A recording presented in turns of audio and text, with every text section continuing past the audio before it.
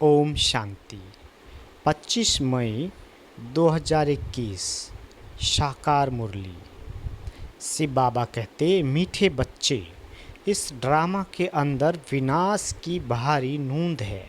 तुम्हें विनाश के पहले कर्मातीत बनना है। प्रश्न: बाप के किन शब्दों की कशिश सम्मुख में बहुत होती है? उत्तर: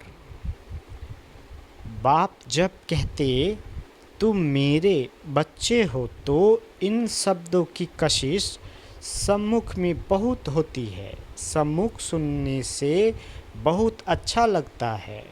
मधुबन सब बच्चों को आकर्षित करता है, क्योंकि यहाँ है ईश्वरीय परिवार, यहाँ ब्राह्मणों का संगठन है। ब्राह्मण आपस में ज्ञान की ही लेन देन करते हैं। गीत हमारे तीर्थ न्यारे हैं। ओम शांति। बाबा कहते, बच्चे जानते हैं कि हम अविनाशी यात्रा अथवा रूहानी यात्रा पर जा रहे हैं, जिस यात्रा से हम लौटकर मृत्युलोक में नहीं आएंगे। मनुष्य तो यह बात जानते ही नहीं कि ऐसी यात्रा भी कोई होती है जहाँ से कभी लौटकर आना न पड़े। तुम लकी स्टार हो को अभी पता पड़ा है, ये पक्का याद करना है। हम आत्माएं पाठ बजाती है, उस नाटक में ऐसे नहीं कहेंगे कि मुझ आत्मा ने ये वस्त्र पहनकर पाठ बजाया, अब घर जानते हैं। वो तो अपने को शरीर ही समझते हैं। यहाँ तुम बच्चों को ज्ञान है, हम आत्मा है। ये शरीर रूपी कपड़ा छोड़ फिर दूसरा जाकर लेंगे। ये 84 जन्मों के पुराने कपड़े हैं, ये छोड़कर नई दुनिया में फिर नए कपड़े लेंगे। ये लक्ष्मी नारायण ने नए कपड़े पहने हैं ना, तुम्हारी ही राजधानी के हैं। तुम भी जाए ऐसे नए देवी कपड़े पहनेंगे। बाबा कहते, यहाँ तो कहते हैं मुझ निर्गुण हारे में कोई गुण ना है। बाप ही फिर ऐसा गुणवान बनाते हैं। बाप कहते हैं मेरा भी पाठ है, आकर फिर तुमको वाइसलेस बनाता हूँ। यहाँ यह है जीवन बंद धाम। रावण राज है, यह तुम्हारी बुद्धि में है। हम पतित से पावन फिर पावन से पतित कैसे बनते हैं, तुम बच्चे जानते हो। कलयुग है अंधियारा, रावण राज का अब अंत है। राम राज की अब आदि होनी है। अभी है संगम, कल्प के संगम युगे बाप को ही आना पड़ता है। दुनिया वाले भी अब ये समझ गए हैं कि अब विनाश का समय है और स्थापना अर्थ भगवान कहाँ गुप्त वेश में है। अब गुप्त वेश में तो तुम आत्माएं भी हो। आत्मा अलग है, शरीर अलग है। यह मनुष्य चोला गुप्त वेश है। बाबा कहते, बाप को भी इसमें आना है। तुम्हारे शरीर पर नाम पड़ते हैं, उनको तो शरीर है नहीं। तुम भी आत्मा हो, वह भी आत्मा है। आत्मा का आत्मा के साथ अब मोह हुआ है। गाते भी हैं और संग तोड़ तुम संग जोड़ेंगे। जैसे आप मोहजीत हो वैसे हम भी बनेंगे। बाबा बहुत मोहजीत है। कितने ढेर बच्चे हैं जो काम चिता पर बैठ जल गए हैं। परमपिता परमात्मा आते ही हैं पुरानी दुनिया का विनाश कराने। फिर मोह कैसे होगा? पतितों का जब विनाश हो तब तो शांति का राज्य हो। इस समय सुख तो कोई को भी है नहीं। सभी तमो प्रधान दुखी बन गए हैं। बाबा कहते, ये है ही पति दुनिया। शिव बाबा ही आकर स्वर्ग की स्थापना करते हैं, जिसका नाम शिवालय पड़ा है। शिव बाबा ने देवताओं की राजधानी स्थापन की, वह है चैतन्य शिवालय। और वह शिवालय जिसमें शिव का चित्र है वो तो जड़ हो गया। अभी तुम समझ गए हो कि लक्ष्मी नारायण बरोबर स्वर्ग के मालिक थे, पूज्य थे, अब फिर पूज्य बन रहे हैं। तुमको अभी ज्ञान है। तुम लक्ष्मी नारायण के मंदिर में जाकर उनको माथा नहीं टेकेंगे, तुम तो उनकी राजधानी में चैतन्य में जाते हो। जानते हो हम देवता थे, अब नहीं है। जो पास्ट होकर गए हैं उनके चित्र बनते हैं। लक्ष्मी नारायण के मंदिर सबसे जास्ती बिरला बनाते हैं, तो उनकी भी सर्विस करनी चाहिए। तुम जो ये लक्ष्मी नारायण के मंदिर बनाते हो, हम आपको इन्हों के 84 जन्मों की कहानी सुनाते हैं। युक्ति से ये सौगात देनी चाहिए। बाबा सर्विस की युक्तियाँ तो बताते हैं। माताएं जाकर बोले, आप उनके मंदिर तो बनाते हो परंतु उनकी जीवन कहानी को जानते नहीं। हम जानते हैं और समझा भी सकते हैं। समझाने वाली बड़ी रसीली चाहिए, बाबा कहते हैं। बाप भी बैठ समझाते हैं ना। बाबा कहते अगर छुट्टी नहीं मिलती है तो घर बैठे याद करो। ये तो जानते हो हम शिव बाबा की संतान हैं, मुरली तो मिल जाती है। ऐसे नहीं कि यहाँ आने से याद की यात्रा अच्छी होगी, घर में बैठने से याद की यात्रा कम हो जाएगी। बाबा कहते बादल आते हैं रिफ्रेश होने, तुम भी आते हो रिफ्रेश होने। बाबा पास सम्मुख जाए आत्मा को ज्ञान है, सम्मुख सुनने से अच्छा लगता है। बात तो वही है। देखते हो शिव बाबा कैसे बैठ बच्चों को समझाते हैं। बच्चे तुम मेरे हो, तुमने 84 जन्मों का पाठ बजाया है। बाबा कहते तुम जन्म मरण में आते हो, मैं नहीं आता हूँ। मैं पुनर्जन्म नहीं लेता हूँ, अजन्मा भी नहीं हूँ। आता हूँ परंतु बूढ़े तन में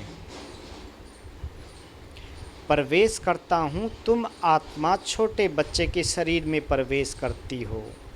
मैं परम धाम से आता हूँ नीचे पाठ बजाने। मैं विकारी के गर्भ में नहीं आता हूँ। मुझे कहते हो तब मैं माता पिता, मेरा कोई माँ बाप हो न सके।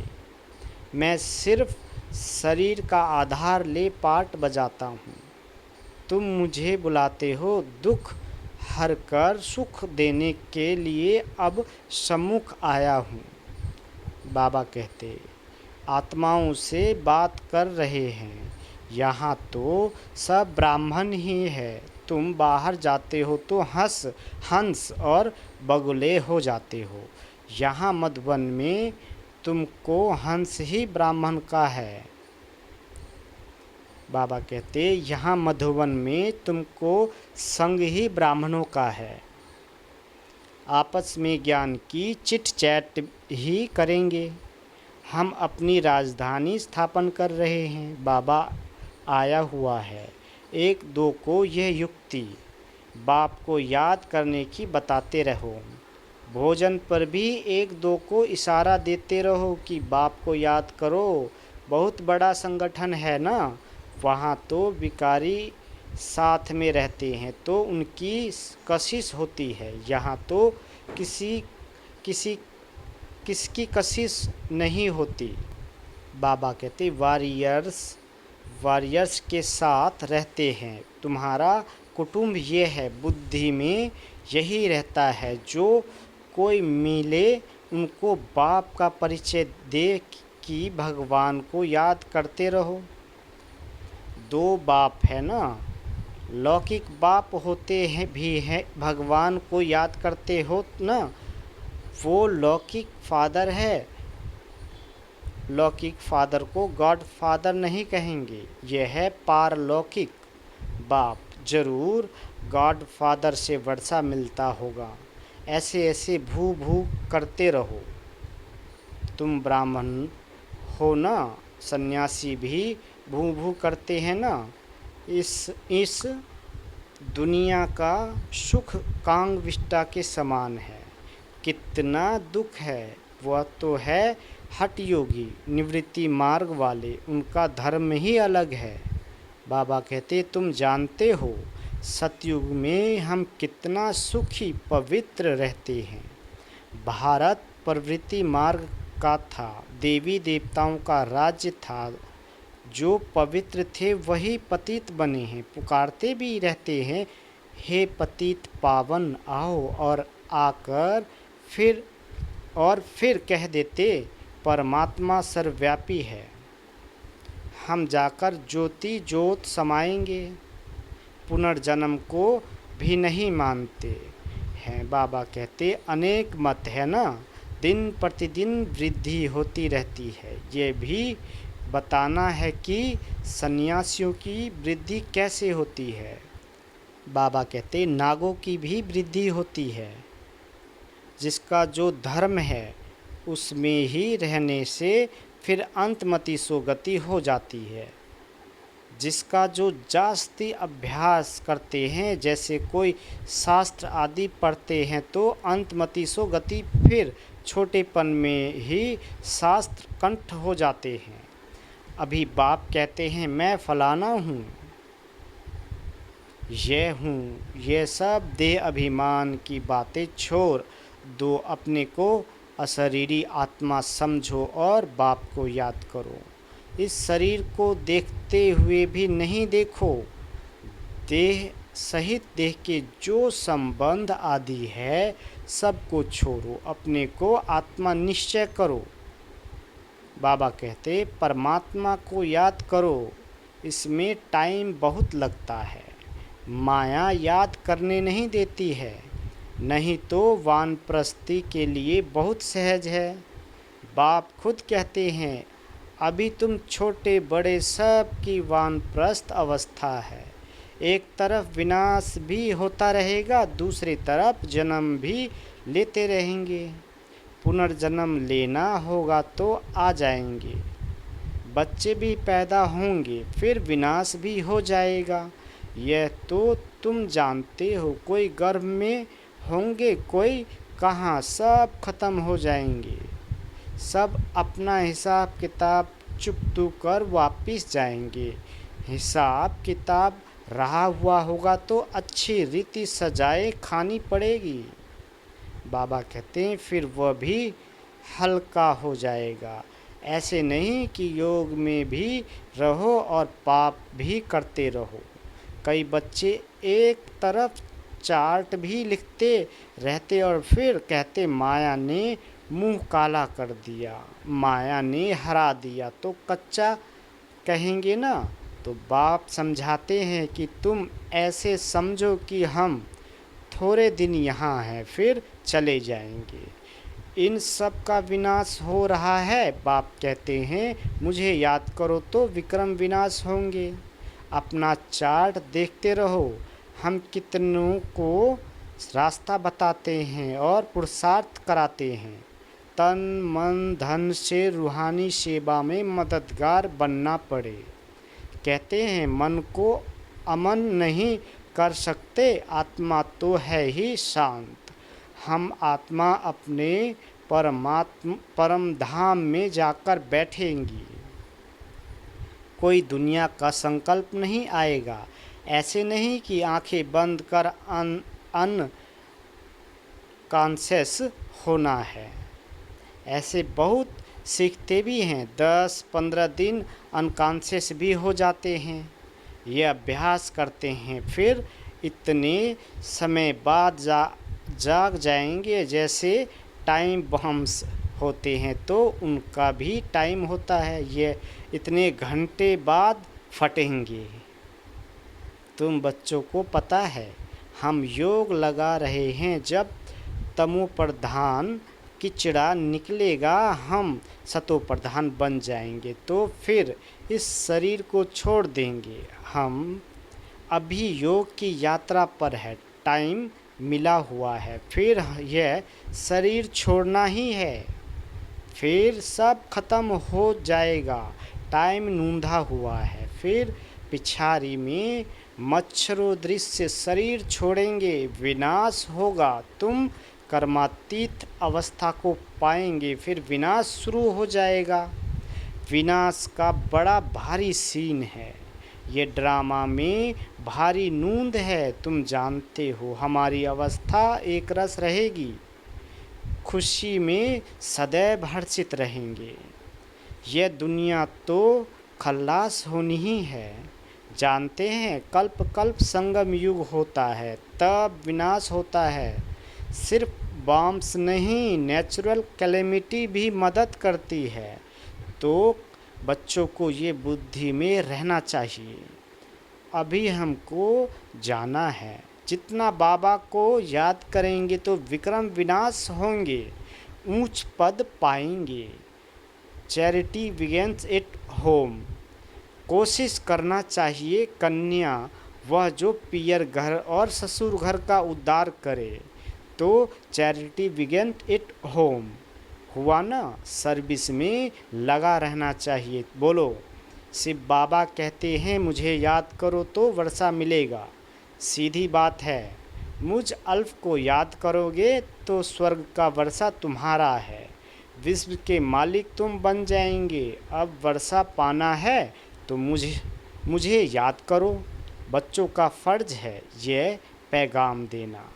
बाबा कहते आगे भी दिया था, बताना है विनाश सामने खड़ा है, कलयुग के बाद सतयुग आएगा, बाप ही आकर वर्षा देते हैं।